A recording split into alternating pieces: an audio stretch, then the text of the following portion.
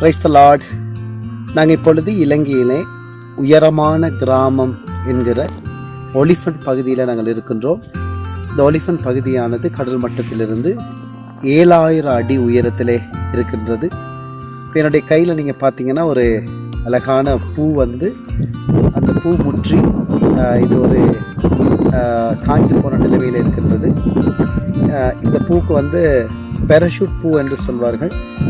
இந்த பேராஷூட் மேலே ஒரு குடையும் அதுக்கு கீழே ஒரு மனிதன் தூக்குகிறது போல் இதனுடைய வித்தானது இது காற்றிலே பரவக்கூடியது. தேவன் அப்படி படைத்திருக்கின்றார்.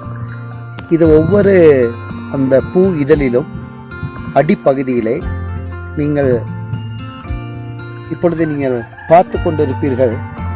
அது தன்னுடைய வித்தை சுமந்து போகின்றது. சுமந்து அப்படியே அது வானிலை அப்படியே பறக்கும். அது என்ன நடக்கும் என்று சொன்னால், இது போய் எங்கேயெல்லாம் விழுதோ அங்கெல்லாம் தன்னுடைய இனத்தை பெருக்கிவிடும். இந்த இரட்சகராகிய இயேசு கிறிஸ்து நம்முடைய வாழ்க்கையிலே ஆயிரக்கணக்கான அற்புதங்களை செய்திருக்கின்றார், நன்மைகளை செய்திருக்கிறார். நாமும் போகிற இடமெல்லாம் நாம் போய் இயேசுவை அறிவித்தோமானால் இந்த செடியானது எல்லா இடத்திலும் போய் படர்கிறது போல நம்முடைய திருச்சபையும் எல்லா இடத்திலும் பரவும்.